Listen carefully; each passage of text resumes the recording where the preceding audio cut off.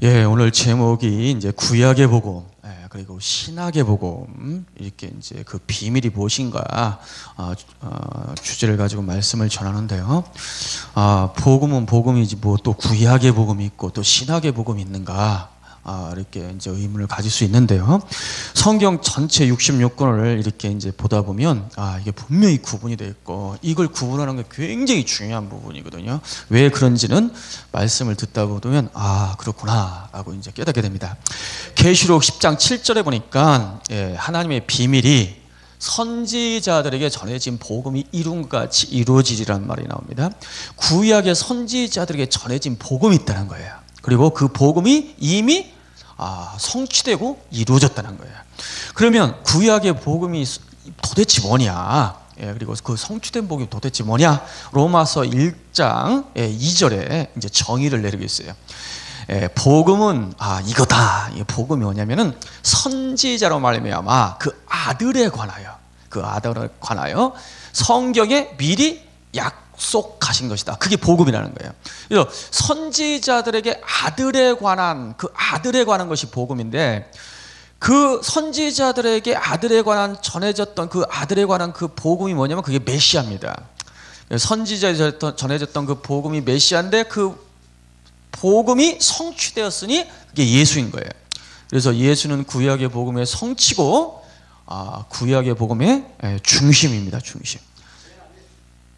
그런데 그 하나님이 아들이 오셔서 증거한 복음이 있었으니, 이 복음을 가리켜 하나님 나라의 복음이라고 합니다. 누가복음 4장에 보니까 나는 하나님 나라의 복음을 전하러 왔고 이 일 때문에 보냄을 받았다. 그래서 예수님이 증거한 복음을 하나님의 나라의 복음 또는 천국 복음, 뭐 같은 의미입니다. 자, 그런데 마태복음 13장에 그 하나님의 나라의 복음의 주제가 천국이에요. 천국. 뭐가 복음이냐? 하나님 나라, 곧 천국이 복음이라는 거야. 그 천국에 대한 그 비밀을 비유로 7가지로 쭉 말씀하시면서, 다른 말로 얘기하면 천국 복음의 비밀을 말씀하시면서 35절에 보니까 이 하나님의 아들이 나타나서 비유로 천국 복음을 지금 그 비밀을 드러내고 있는데, 이 천국 복음이 창세부터 지금까지, 다시 말해서 하나님의 아들이 오셔서 그 천국 복음의 비밀을 비유로 드러내기까지 감추어져 있었다. 그러나 하나님의 아들이 오셔서 지금 그 비밀이 드러나고 있고 그 비밀이 지금 폭로되고 있다라고 말씀하십니다. 지금 하나님의 아들이 천국 복음을 증거하고 있는데, 이 복음은 창세부터 예수님이 오시기까지 감추어졌다는 거야. 그러면 이미 구약의 선지자들에게 전해진 복음이 있다고 했고, 그 복음이 메시아인데, 그 메시아에 관한 복음과 하나님의 아들이 오셔가지고 창세부터 감춰졌던 복음이 지금 선포되고 있는데, 그게 천국 복음인데 그 복음이 창세부터 감춰졌다는 거예요. 그러면 예수님이 증거한 천국 복음과 선지자들에게 전해진 메시아에 관한 복음은 구분이 되어 있는 것입니다. 마태복음 13장 11절에 천국의 비밀을 아는 것은 너희에게 허락되었으나 저희에게는 허락되지 않았으니, 이렇게 말씀하시면서 17절에 많은 선지자와 의인들이 너희 보는 것을 보고자 해서 보지 못하였고, 지금 너희가 듣고 있는 이 천국 복음, 이 천국 복음을 듣고자 했을 때 듣지 못했다라고 말씀하십니다. 많은 구약에 속한 선지자 그리고 의인들이 하나님의 아들이 오셔서 증거하는 이 복음을 못 들었다는 거예요. 천국 복음을. 그러므로 구약의 선지자에게 전해졌던 그 복음인 메시아에 관한 복음과 하나님의 아들이 오셔서 증거한 천국 복음은 분명하게 구분이 되어 있다는 거예요. 그래서 성경은 복음을 2가지로 딱 주제를 정해요. 첫 번째는 구약의 복음의 성취인 바로 예수 그리스도. 그게 복음의 핵심이에요. 두 번째, 그 하나님의 아들이 오셔서 증거한 복음, 천국 복음, 이게 일명 신학의 복음이에요. 그래서 사도들이 복음을 증거한 주제를 보면 두 가지로 딱 정리를 합니다. 한번 사도행전 28장 한번 살펴봅니다. 28장 23절 제가 받들어 봉독합니다. 저희가 일자를 정하고 그의 우거하는 집에 많이 오니 바울이 아침부터 저녁까지 강론하여 하나님 나라를 증거하고 모세의 율법과 선지자의 말을 가지고 예수의 일로 권하더라. 바울이 아침부터 저녁까지 부흥회를 하시는데 이 강론이라는 것은 구체적으로 설명했다는 거예요. 그냥 블루블루가 아니고. 그런데 그 사도 바울이 아침부터 저녁까지 강론한 주제가 두 가지예요. 하나님 나라를 선포해요. 하나님 나라. 그러니까 하나님 나라의 복음, 이 주제가 하나님 나라거든요. 그러니까 천국 복음을 증거했다는 거예요. 그리고 모세의 글, 선지자의 글, 이 구약 성경이거든요. 구약 선지자들에게 계시된 그 복음이 기록된, 약속된 구약 성경을 가지고 그 선지자들에게 약속했던 그 복음, 메시아가 곧 예수다. 예수에 관한 일, 그 예수에 관한 것을 증거했다는 것입니다. 사도행전 그 28장 30절, 31절에 보니까 이것이 이제 사도행전의 결론의 말씀이에요. 사도행전이라는 것은 사도들이 복음을 증거하면서 삶을 살았던 그 행적을 기록한 것이 사도행전인데, 사도들이 어떤 복음을 증거했느냐? 결론적으로 이렇게 말씀하셔요. 이태 동안 자기에게 오는 자에게 첫 번째 하나님 나라를 전파하며, 그리고 주 예수 그리스도에 관한 것을 증거하되 그 많은 사람이 없었더라. 그래서 사도행전의 결론이 뭐냐면, 사도들이 증거한 복음이 첫 번째 하나님 나라, 천국 복음을 증거했고, 두 번째 주 예수 그리스도에 관한 것, 구약의 복음의 성취인 예수 그리스도, 이 두 가지 주제를 가지고 복음을 증거했다는 거죠. 그러면 왜 이렇게 구약의 복음의 성취인 예수와 하나님의 아들이 오셔서 증거한 신학의 복음이 이 천국 복음을 구분하는 것이 중요하냐? 마태복음 24장 14절에, 마태복음 24장은 주님이 오실 때 어떤 징조가 있을 것인지, 그리고 주님이 오실 때 어떤 현상이 있을 것인지, 그리고 주님이 오실 때 그분을 어떻게 맞이할지, 준비할지, 그 내용이 24장 25장이에요 그런데 주님이 말씀하시길, 야, 이런 징조가 있을 것이다. 나라가 민족을 대적하여 일어나겠고, 많은 거짓 선지자가 일어날 것이고, 많은 사람이 와가지고 내가 곧 그리스도 할 것이고, 처처에 기근과 지진이 있을 것이고, 여러 가지 말씀을 하시는데, 그렇지만 그게 끝이 아니다 이거야. 인격도 다 도덕성도 무너져가지고 사랑이 식어지고, 그런 상황이 벌어지지만 그것은 최종적인 주님의 오시는 시간표가 아니다라는 거야. 최종적인 주님이 오시는 징조가, 표징이 아니라는 거야. 그럼 뭐가 주님이 오시는 최종적인 표징이고 증거냐? 그것이 24장 14절의 말씀이에요. 이 천국복이 모든 민족에게 증거되기 위하여 온 세상에 전파되리니 그제야 끝이 오리라. 주님이 오실 수 있는 유일한 길, 주님이 오시는 유일한 마지막 표적, 그게 뭐냐면 이 천국복음이 온 땅에 증거된다. 여러분, 그런데 지금까지 이 천국복음을 뭘로만 알고 있었냐면, 단순히 구약의 선지자들이 전해졌던 그 복음이 성취된 예수 그리스도에 관한 것, 그 예수의 비밀만 온 땅에 증거되면 주님이 오신다고 생각했어요. 그래서 선교의 목표, 교회의 사명, 예수 그리스도의 비밀 땅끝까지. 그래서 2000년 동안 그 일을 했지 않습니까?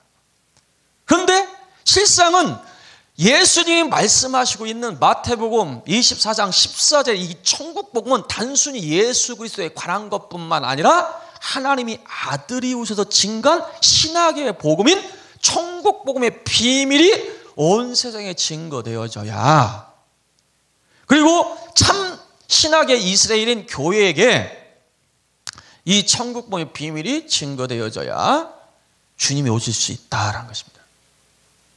그래서 마지막 교회가 세례 요한처럼 구약의 선지에 전했던 그 복음이 이 땅에 오시고 성취하는 길을 예비하기 위해서 세례 요한이 마지막 구약의 사역을 감당하셨어요. 어떻게 감당했느냐? 구약의 이스라엘 백성들은 메시아가 온다는 소식을 들었지만 구약에 전해졌던 그 메시아에 관한 그 구약의 복음의 비밀을 정확히 깨닫지 못하고 있었어요.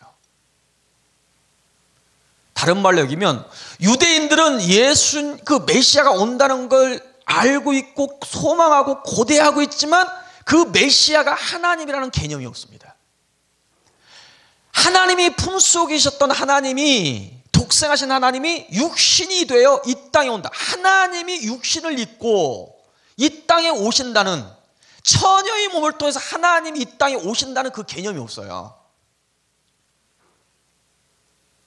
두 번째, 그 메시아가 와가지고 세상 죄를 지고 십자가에서 어린 양이 되심으로 인류의 죄를 속량하러 오시는 대속주로 오신다는 그 개념이 없습니다.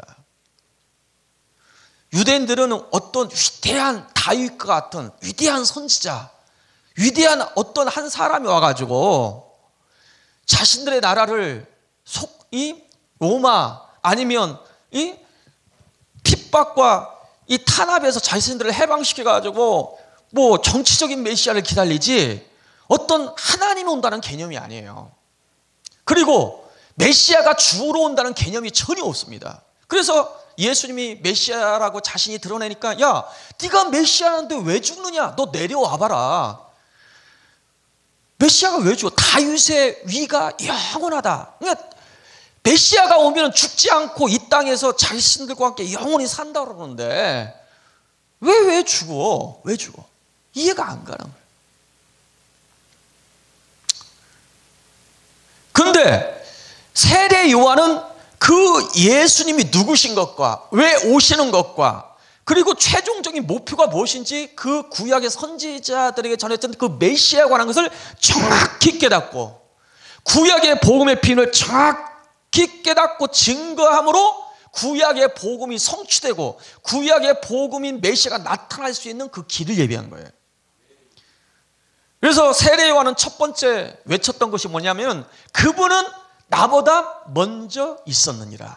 나는 그의 신들매 풀기도 감당치 못하겠노라. 그는 하나님의 아들이다.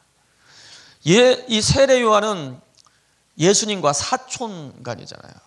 6개월 먼저 세례 요한이 태어난 예수님보다 형님입니다. 형님.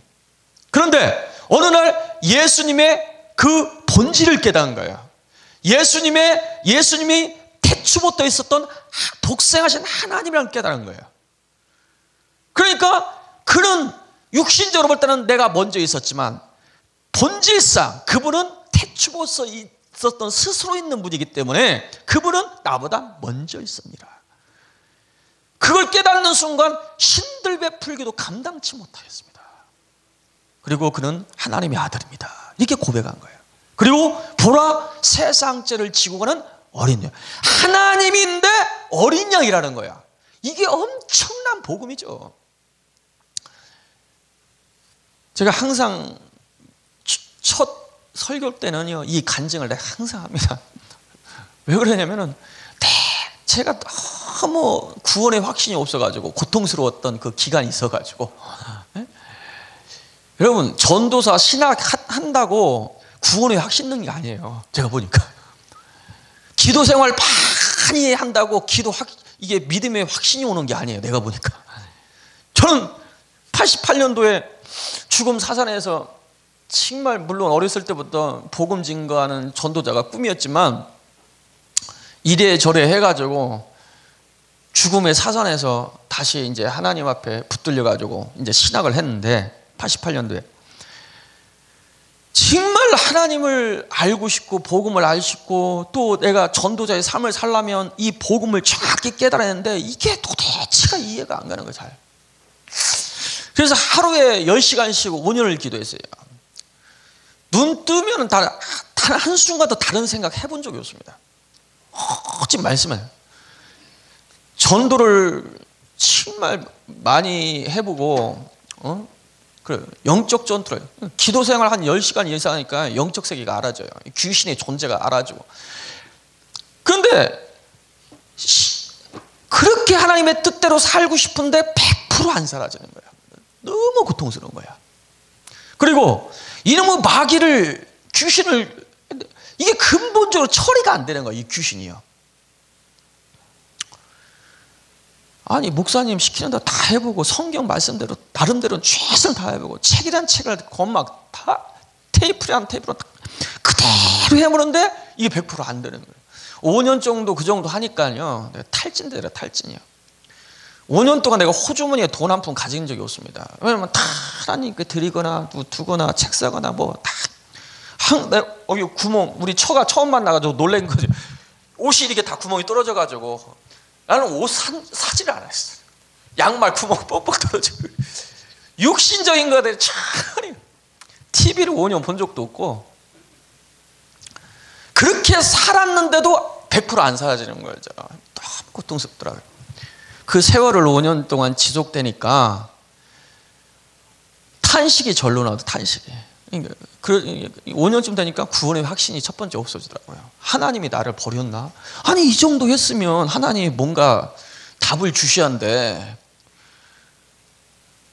나는 금식하고 싶어서 금식한 게 아니라, 새벽에 방학 때는 금식하면요, 그 새벽에 기도하다 보면 눈 뜨면요, 오후 2시 됐어요. 오후 2시. 얼마나 집중했는데 세상이 안 보여요. 세상이 안 보여. 그런데도 이게 구원이 그 정도 되니까 뭐가 없어요. 구원이 확신이 오면 얼마나 불안하고 초조한지 막 미치겠는 거예요. 그리고 악한 영한테 매일 시달리고, 이놈의 귀신한테. 와, 힘들더라고요. 근데 이제 92년 성경을 이렇게 읽다가 묵상하는데, 지금까지 하나님께 내가 간절히 막 궁금했던 거 너무 많았었거든요. 자질구레인 거. 왜 하나님이 계시면 나한테 안 보여줄까? 하나님도 하나님, 예수님도 하나님, 성령님도 하나님, 이분이 또 한 분이라는데, 이걸 안 믿으면 분명히 교리적으로 이단이 되고, 아닌데, 이게 안 깨달아지니까 교리적으로는 믿어야 하는데 이 마음이 화답이 안 되는 거예요. 너무 고통스럽더라고요.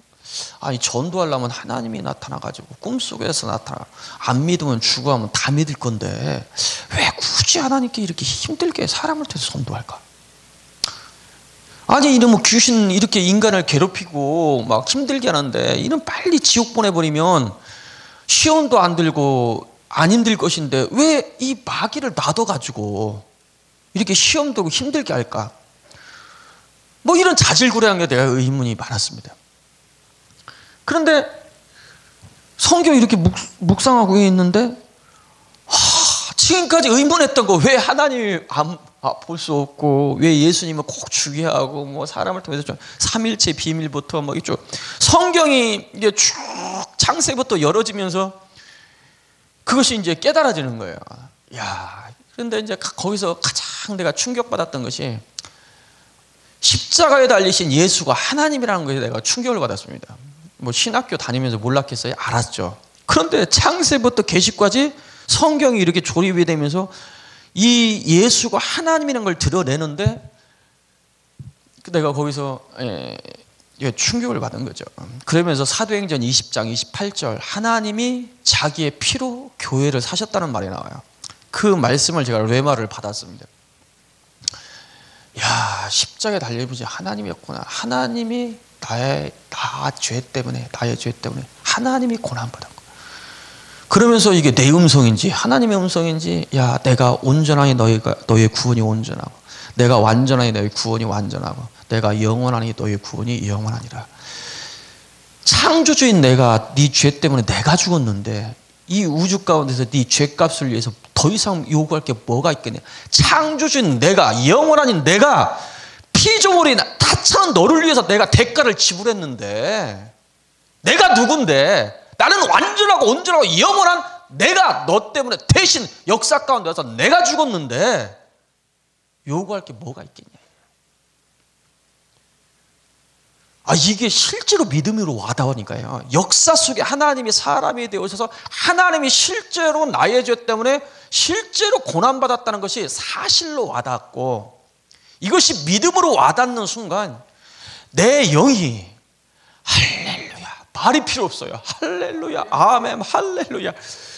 여러분, 기도가요 필요 없더라고요. 그밖에 안 나와요. 할렐루야, 아멘, 할렐루야. 그게 믿어지는 순간 영에 묶였던 눌렸던 그 사탄마귀 귀신들이요, 그 영적인 쇠사슬이 한 방에 끊어져 버리더라고요. 와, 자유라는 게 이거구나. 힘쓰고 애써도 안 되던 그 영의 문제, 예수 그리스도의 진리 그 비밀을 깨달아지고 그 진리를 믿음으로 영으로 그냥 아멘이 됐을 때 그냥 진리를 알지니 진리가 너희를 자유케 하리라. 이게 자유구나, 자유. 예수님이 주신, 예수님이 누가복음 4장에 회당에서 착 피시면서 성령이 내게 임하셨으니 포로된 자에게 자유를, 소경되지 다시 보게 함을, 눌린 자를 자유케 하려니라. 그 자유가 뭔 줄 알았어요. 할렐루야.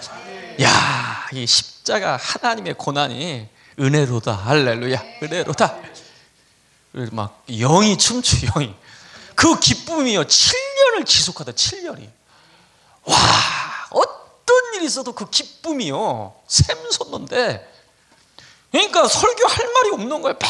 하나님이 우리를 고난받았다. 그게 얼마나, 아니 전수하님을 할 얘기가 그렇게 없냐고 그 말만 한다고. 얼마나 내가 우리 성도들한테 내가 하는지 몰라요. 예? 나 할 얘기가 없어요. 할 얘기가.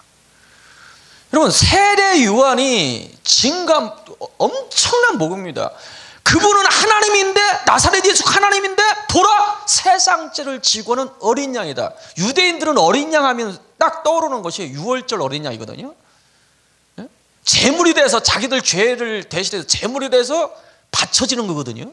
하나님인데 제물이 된다는 거예요. 이게 바로 복음이 있거든요. 엄청난 충격적인 얘기죠. 이건 도저히 이해 안 가는 거예요. 그러니까 이사야서 53장에 우리가 전한 이 말씀을, 이 복음을 누가 믿으리요? 누가 믿겠냐 이거야. 하나님인데 도살자로 끌려가는 어린 양같이 잠잠하게 가는데 여호와께서 그 세상 죄악을 그 어린이에게 담당시켜가지고 죽인다 이거야.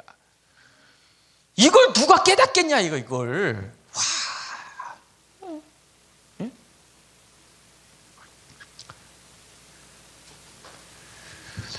그때요 축사 사역이군요. 내가 가장 쉬웠던 것이 축사 사역이었어요. 얼마나 능력이 나타나는데 사람 내가 얼굴을 못 쳐다봤어요. 눈 쳐다보면, 왜냐면 막 드러나면 저 사람 부끄러움 당할까봐, 창피당할까봐, 저러면 안 되는데 싶어가지고, 그거 마음만 딱 생각하면 저 쫓아야겠다 하면은 역사를 해버려요. 성령께서요. 내가 폭풍우를 내가 5번 멈춰지는 경험을 했습니다. 폭풍우가 내가 시골에 전도사 생활할 때 시골에 전도사를 했는데 하여튼 그때는 걸어서 아이들이 10리씩 걸어서 오거든요. 근데 폭우가 쏟아지면은 교회를 못 오는데 폭우가 쏟아지는 거야. 근데 마음에 갑자기 어떤 생각이 나냐면은, 야, 내 뜻대로 기도하면은 다 응답하신다겠고, 네가 산을 들리어 바다에 던지라고 그 말이 이룰 줄 마음에 의심치 않으면 그대로 된다겠고, 이 하나님은 나의 아버지시고 이 만물은 하나님이 주관하시니 말씀에 의지하여 내가 산을 들리어 바다에 던지듯이 피와 멍초라면 되지 않겠느냐. 그 믿음이 그냥 절로 오더라고요. 당연하게 오더라고. 내 생각이에요. 그때 갑자기 불리듯 믿음이 일어나는 거야. 그러니까 미친 사람처럼 폭우가 쏟아지는데 그 하늘을 향하여 명령을 한 거예요. 그런데 놀라운 것은 그 교회 중심으로 그 동네만 구멍이 뽕 뚫어지는 거야. 동서나무 사방은 피가 폭우처럼 쏟아지는데, 야, 그런데 그것은 그때는 당연하다는 생각이 드는 거야. 그게 아니 믿음이 하나님의 주시는 믿음이 와버리면 말입니다. 그냥 믿어지고 다 성경이 믿어지는 거야. 그게 은혜인 것 같아요. 그전에는 내가 믿으려고 얼마나 노력했는데 안 믿어지는 거야 이게. 그런데 성령이 그 믿음의 은사를 어느 순간에 딱 부어주시니까 그냥 당연한 거야. 그냥 믿어져요. 그래서 은혜가 위로부터 성령으로부터 부어져야 돼요. 아멘? 네. 이거 안 되더라고요 이게. 은혜. 그래서